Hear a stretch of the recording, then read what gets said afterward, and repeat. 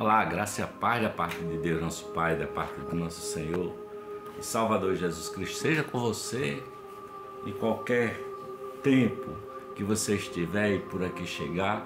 Já peço que você ative o sininho, se inscreva, não é? Ative o sino, dê curtidas, comente e compartilhe para que esse perfume de Jesus se espalhe. O bom perfume de Cristo se espalhe por todo o planeta.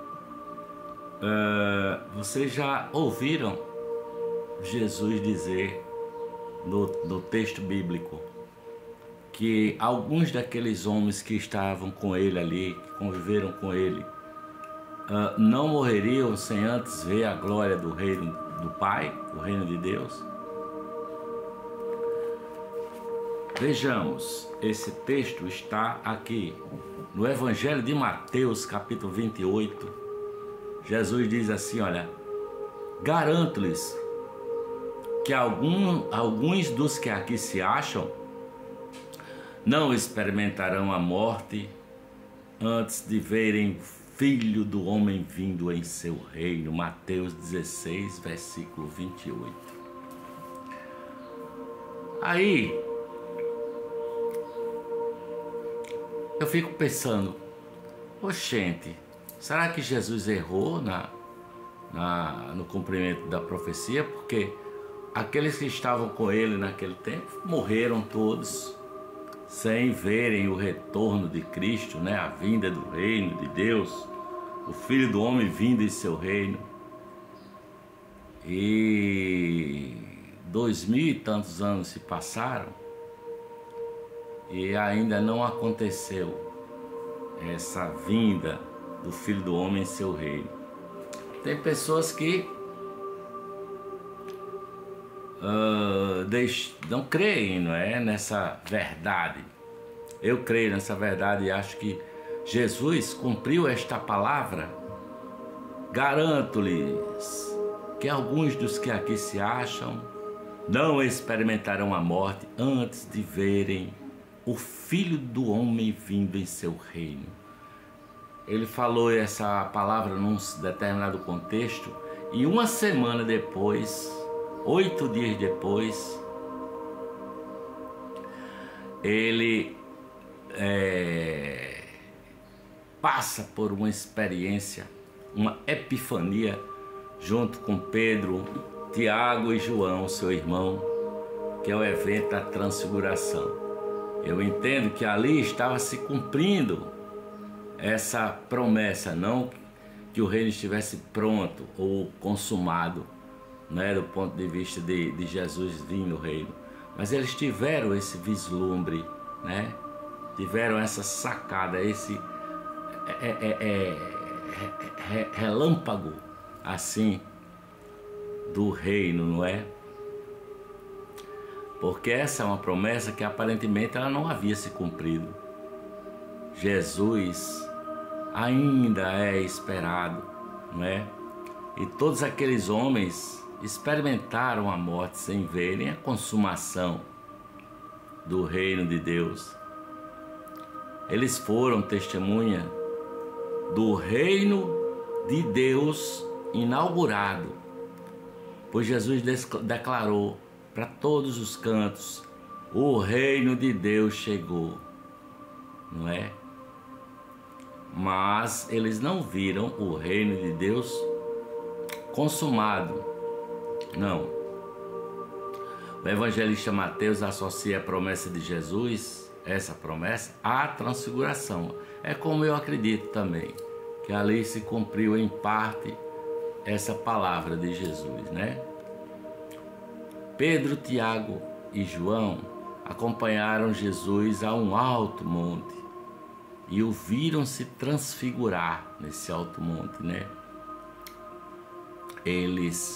As vestes de Jesus se tornaram brancas, assim como a luz, né? Aquela brancura fora do comum, e a sua face brilhava como o sol. Olha que visão! Em outras palavras, a glória de Deus no reino de Deus resplandece no corpo de Jesus Cristo de Nazaré, diante dos seus discípulos. nesse momento, a promessa de Jesus se cumpre. É assim que eu acho também, assim que eu penso, né? A transfiguração de Jesus é esse raiozinho de luz, não é? É esse lapso de luz do corpo glorificado que todos nós teremos um dia. Todos nós que temos Cristo como nosso Senhor e Salvador, como referência, não é? E alguns já viram esse fenômeno e já celebraram. É o caso do apóstolo João, por exemplo, que diz assim: e nós vimos a sua glória, glória como do unigênito do Pai, cheio de graça e de verdade. João, capítulo 1, versículo 14. A presença de Jesus é a presença do reino de Deus, inaugurado, mas ainda não consumado. A teologia afirma que o reino de Deus convive com a tensão entre o que já é e o ainda não. O que já é e o ainda não é, né? Ou seja, a glória de Deus está presente na história.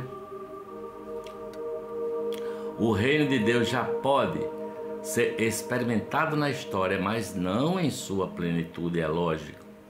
Os cristãos que enfatizam o já são triunfalistas mais ingênuos. Por outro lado, os que enfatizam o ainda não são pessimistas, derrotados e não têm horizonte de esperança. O pastor John Stott, pastor inglês, dizia entretanto assim, olha, mas ainda não consumado, ele dizia assim, olha, quando compreendemos o equilíbrio entre o reino de Deus já inaugurado, mas ainda não consumado, conseguimos ser engajados, alegres e cheios de esperança. Os discípulos de Jesus não são triunfalistas ingênuos, nem pessimistas sem esperanças. São homens e mulheres que, mesmo sabendo que o reino de Deus ainda não pode ser experimentado em plenitude, estão comprometidos com a máxima necessidade possível desse reino aqui e agora. Vejamos o texto que está em Mateus capítulo 17, dos versículos de 1 a 7. Jesus tomou consigo Pedro, Tiago e João, irmão de Tiago, e os levou em particular a um alto monte. Ali ele foi transfigurado diante deles, sua face brilhou como o sol e suas roupas se tornaram brancas como a luz. Naquele mesmo momento apareceram diante deles Moisés e Elias conversando com Jesus. Então Pedro disse a Jesus: Senhor, é bom estarmos aqui. Se quiseres, farei 3 tendas, uma para ti, uma para Moisés e outra para Elias. Enquanto ele ainda estava falando, uma nuvem resplandecente os envolveu e dela saiu uma voz que dizia: Este é o meu filho amado, em quem me agrado. Ouçam-no. Ouvindo isto, os discípulos prostraram-se com o rosto em terra e ficaram aterrorizados. Mas Jesus se aproximou, tocou neles e disse: Levantem-se, não temam, não tenham medo. A experiência de Pedro, Tiago e João no Monte da Transfiguração, quando vislumbraram a glória de Deus e conversaram com Jesus, Moisés e Elias, é uma experiência de transcendência. É a experiência do contato com o sagrado, de estar diante de algo maravilhoso, sobrenatural e inusitado. O teólogo alemão Rudolf Otto chama esse sobrenatural maravilhoso e inusitado de Mysterium Tremendum e diz que sua manifestação gera um misto de terror e fascínio. Foi o caso ali de Pedro, Tiago e João, que aterrorizados colocaram seu rosto em terra numa expressão de reverência e adoração. Eles sabem que estão diante do maravilhoso, eles querem ficar ali, mas eles têm medo, eles estão diante do sagrado. A experiência no Monte da Transfiguração é muito pontual e específica, sabe? Porque os discípulos não estão simplesmente diante do mistério tremendo ou de qualquer outra ocorrência maravilhosa, extraordinária e transcendente, não. Eles estão diante do próprio Deus que se manifesta em seu Filho Jesus. O terror destes homens se completa quando eles ouvem a voz que se pronuncia dos céus: este é o meu Filho amado, ouçam o que ele diz. Deus está afirmando a identidade messiânica de Jesus, deixando claro que dali por diante Jesus teria a prerrogativa da legítima interpretação de Moisés e Elias, isto é, da lei e dos profetas.